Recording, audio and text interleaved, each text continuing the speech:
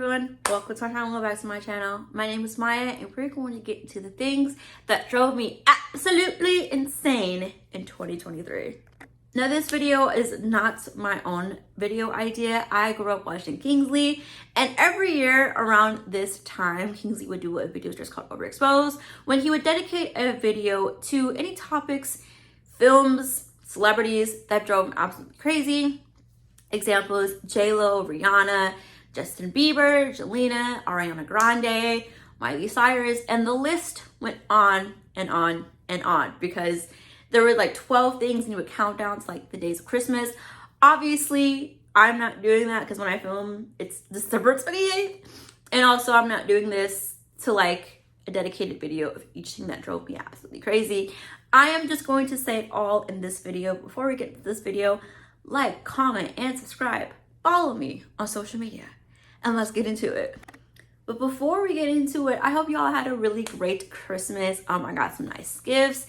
I'm not gonna like show everything because like everything's kind of like put away and I'm too lazy to go get it. But my favorite gifts this year, I got a Bratz sweatshirt because I grew up with Bratz. I love Bratz. I got Miss Jade. I'm hoping to get like all of them. I already have like a Bratz phone case. So there's that. I got Miss Road. All the hot girls get Road for Christmas or their birthdays. I got some socks because I'm an adult. Apparently when you're an adult, all you get are like socks, towels, and washcloths. A ring light that I'm not using right now, but if you follow me on TikTok, a lot of the TikToks that I'm posting right now like have that ring light. So if you see like a little light, that's why I was like practicing with it. And Thank You Next perfume, because I love that perfume. That perfume and God Is a Woman, my fucking favorite. If you've never used Ariana's perfume before, those two right there, my favorites. Now let's get into Overexposed 2023. Now why y'all tell me I was looking a little ashy on camera? Like I said, I got Miss Road. This is shea butter. This is the second bottle that I've had this year. The first bottle I got was Salted Caramel. Tell me why I still have that bottle. I bought that shit in like March. I got that shit in March and it still has some little gloss in it. So if you peep that your fave is on here, chances are so is mine. Okay, actually yes, there's like two of my favorite people on this list. And this is just my opinion. I'm not coming for them as like an artist or anything like that. I'm just coming for like what the fuck happened this year, or just like what I think is just like irking me. So like, put down the block. Okay, this is just my opinion. I'm not saying it's right. Okay, starting off strong. Ariana Grande. That's mother. First of all, that's mother to me. She just said, see you next year. I'm so excited. Like, we're not just being doodaloo. Mother is back in the studio. But this year, I felt like I was back in like 2015 because, or no, 2013. I felt like I was back in 2013 because first we have the, oh my gosh, she's so skinny headlines. Then we have the, she's a homewrecker, she's a slut headlines. And I have never felt like defending mother so hard since I haven't been on Stan Twitter. Like when you're on Stan Twitter, you ride for your stands. And I'm not on Twitter anymore, so I don't really do that anymore. But this year, I was like, maybe I gotta come back just for Miss Mother here. Like, if you were not standing on business for Miss Ari this year, I don't want to see you in the pre-sale when AG7 tour tickets go on Ticketmaster. And I cannot believe that the same people who were like, she's a homewrecker, she's a slut, are like, I'm back in my Ari face because she's announcing an album soon. And this is something that like I peeped this year with Ariana and also Abel, we're gonna get into. The hates that Ariana was getting, it was all towards her, right? But why wasn't it towards Ethan, the man who left his wife and his newborn kid for Ariana Grande? Like, yes, Ariana was married, but it came out that she was already separated by the time that she started dating Ethan. But what's his tea? And people were all like, oh, she's getting pulled from Ulta.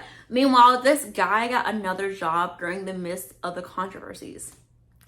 I am waiting for Miss Ariana to open up with a Shut Up Part 2 directed towards Page Six, TMZ, all of them. I hope she clocks all of y'all. But moving forward, The Weeknd, aka Abel Tesfaye. Another thing that I am like, all the hate that was towards Abel for The Idol, some of that needed to be flung towards Mr. Sam Levinson. Now, The Weeknd had a phenomenal year, or just like past year. He was like, he's been on tour for like so fucking long. I know when he came back to LA and got to that bed, I know that sleep hit different. But he's been on tour, and then we had The Idol, which happened while he was on tour. Big mess with Rolling Stone, people on Twitter fighting with him, and then you get people like, oh, The Idol is a mess. Abel is a Harvey Weinstein Part 2. And then he donates to Palestine. Everyone's like, wait a minute, maybe he was just playing a character. That's what acting is. You're just playing a character. Look up Jacob Elordi. He plays the most psychopathic son of a bitch ever on Euphoria. I don't know that he's actually a psychopathic son of a bitch. He just plays a character. Abel played a character, and who's to say that's really him? He was just acting. He was just acting. Yeah, I love Abel Down. That's my favorite, one of my top favorite artists. I think literally he's like all over my Apple Music.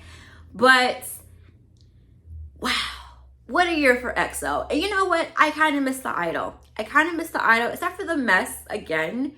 It was kind of fun. I think it's because it's the closest thing that I've had to a Euphoria Sunday. Granted, we might not have a Euphoria Sunday for like 2 more years, and it might not even hit the same. But it's just like, I just miss it. We just all come together, watch the show, critique it, spill our thoughts, listen to some good music. But for next year, I'm hoping that this year is just like a little bit more calm.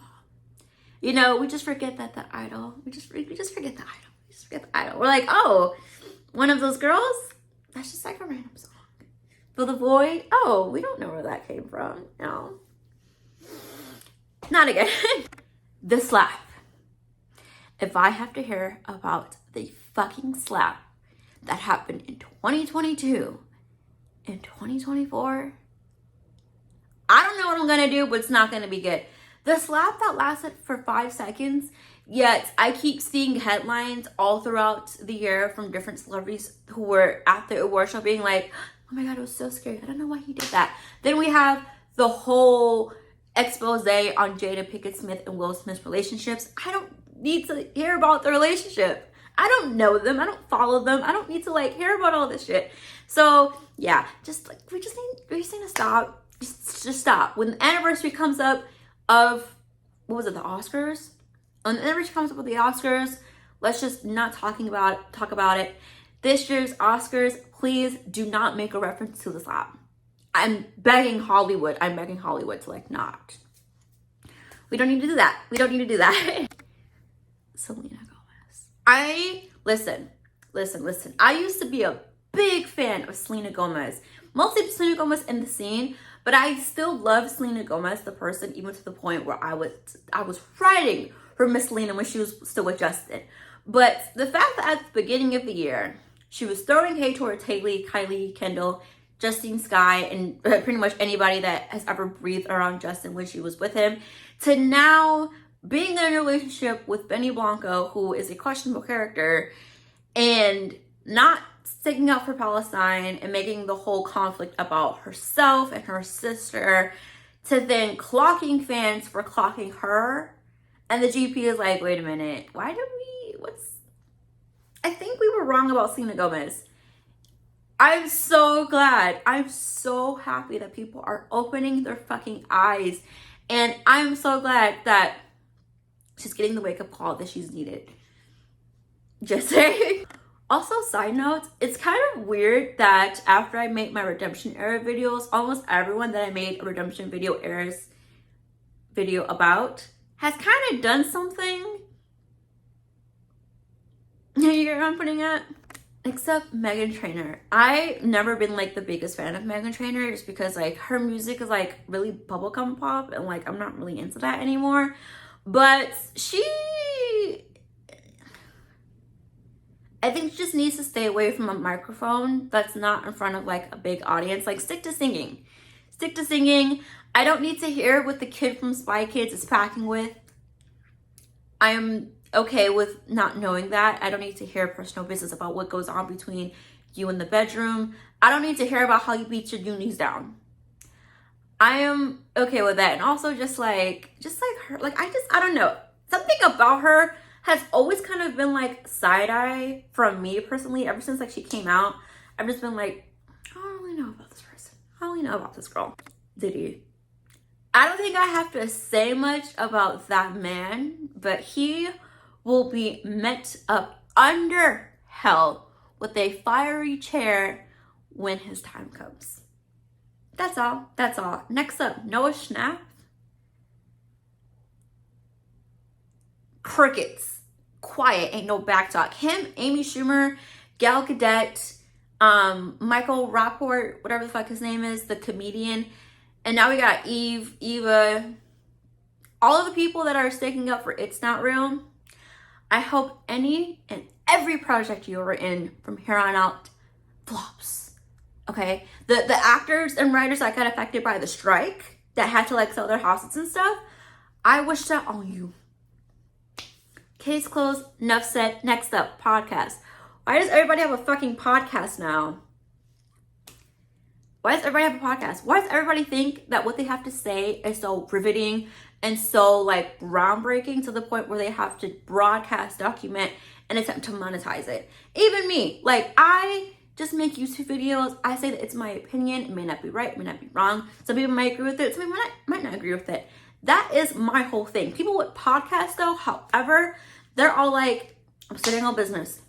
This is what I think. This is right. If you disagree, you're redacted.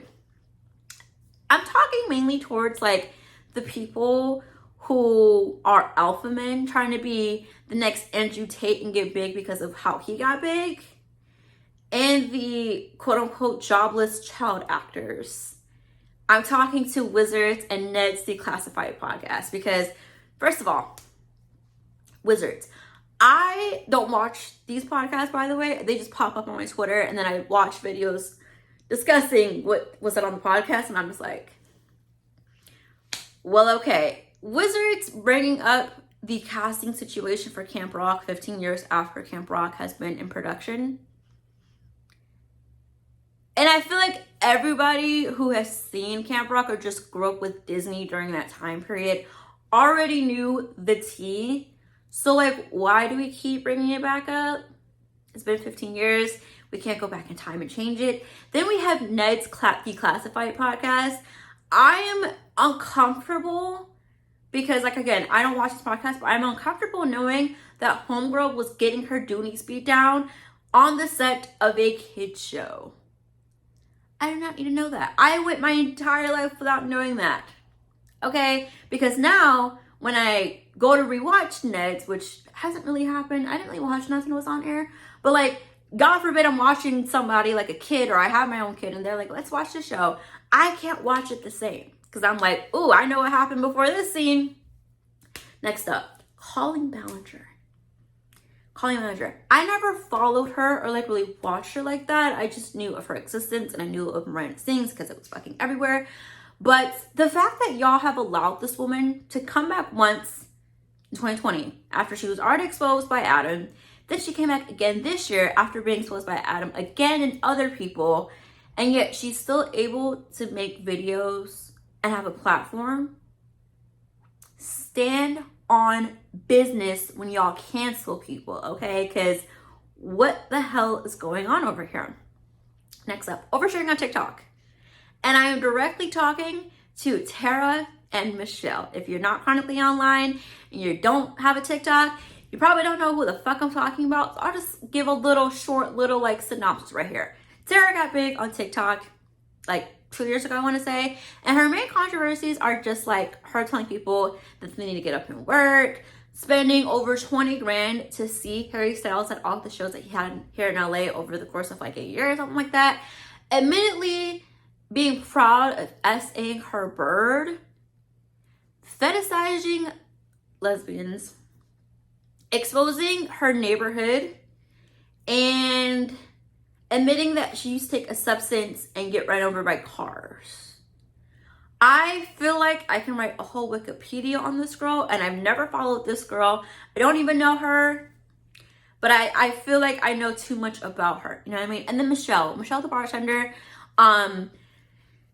exposing again where you work, live, your work schedule, when you're off, the corner of your job, where you live, your security system, all of that just like does not need to be shared amongst a big platform like TikTok, especially when you have thousands of millions of followers, because it only takes one psychopath to show you that if you fuck around, you're gonna find out, unfortunately. And I hope that nothing happens to her, because she does have a kid from what I've seen. I hope nothing happens, but this is just a lesson in like internet safety. Don't post where you work, don't post where you live, don't post your schedule, don't post like aerial views of like your house or like where you work, because again, it takes one person to either A, pull up to you in person, or B, dox you. And both of those situations are not good situations. Next up, Taylor Swift and Taylor Swift's impersonator.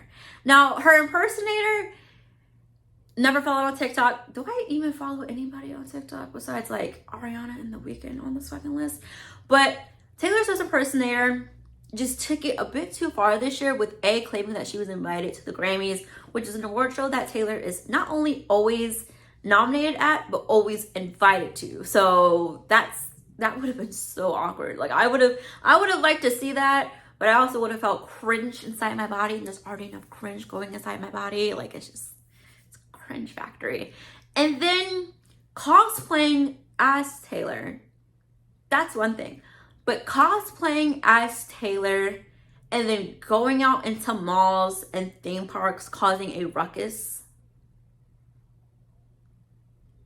we just need to like not do that. Like that's just really fucked up. And also like that can be a very dangerous situation, because you know people love Taylor Swift, people want to see her, people want to meet her, people want to talk to her in person, da da da da. If you're cosplaying as Taylor and you have again that one person that either hates Taylor or just is just like not right in the head and they want to endanger Taylor in some way, and you're cosplaying as her, sometimes things just need to be kept in the drafts and then deleted when your phone storage is over. Then we have Taylor Swift. Miss Girl. Again, I'm kind of glad that the GP is kind of waking up and seeing that Taylor Swift isn't this activist feminist that the GP has labeled her over the course of almost 20 years. At the beginning of the year, we have her, I don't think she was dating Maddie Healy. I think she was just hanging out with him a lot after that breakup with her ex, whatever. But the fact that she was still associated with Maddie Healy, after it came out that he said some nasty shit, and then some of that nasty shit was targeted towards Ice Spice, Miss Taylor said, I'm gonna just release this remix that I have of Ice Spice and then pretend that what he said didn't exist. Like, but you were so quick to get on Netflix's ass for the Jenny and Georgia line. Right, there's that. Then we have her dating Travis Kelce and apparently damaging the earth so badly to see this man on a private jet. And again, I know it's Taylor Swift. I know she's top dog. I know that if she goes out in public, it is not going to end well, possibly.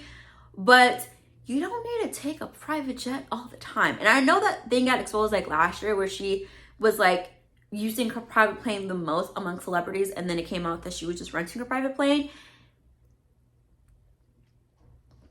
And I know she has money, I know she has this, I know she has that, but first class isn't that bad. First class is not that bad. I promise you, it's okay to take a first class trip. Just have security, put on a disguise, get in a suitcase, get in a box. Girl, I know you've done it before. And last but not least, comebacks. I already got into Miss Colleen Ballinger, but why in the fuck does James Charles have a makeup line? And why in the fuck are people buying it and promoting it? We don't need his comeback. We don't need his, there's so many, girl, I got so much makeup on the table right here. There's so many makeup lines. We don't need one from a PDF file, alleged PDF file, but we all know the tea. And then Shane Dawson, I have went a cool 2 years without hearing his name.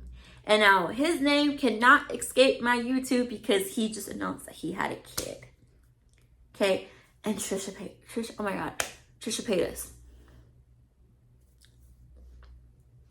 Why is she allowed to have a platform?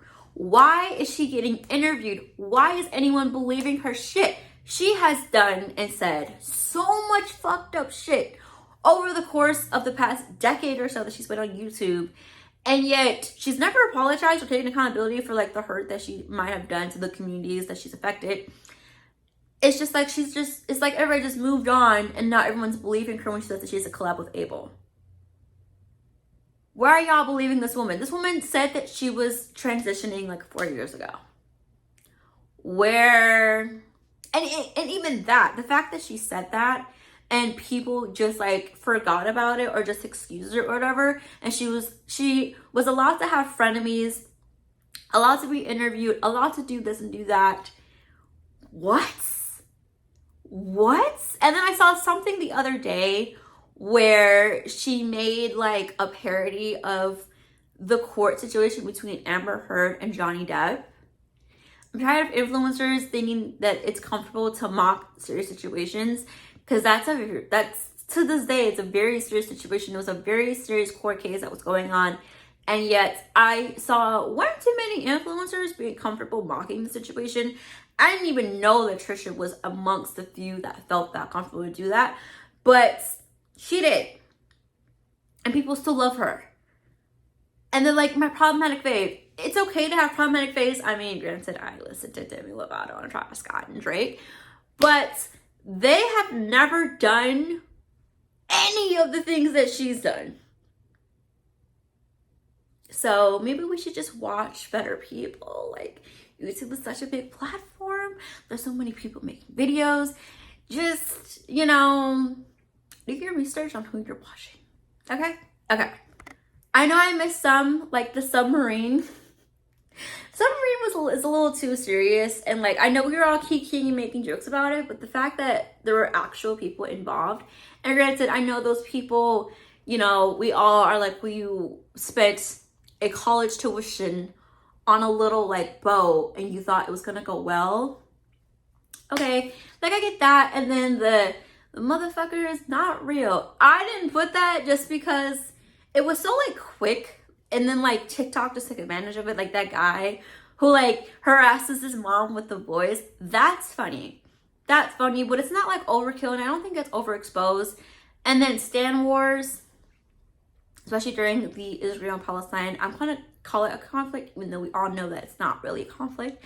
But the fact that people are taking this very serious fucked up situation that's going on and using that for Stan Wars, like, maybe we should just put that energy into donating or like helping them. Like, we don't need to talk about who flopped on Billboard 2 years ago. We need to talk about how we can help this country not be cleansed by a government. Okay? Okay.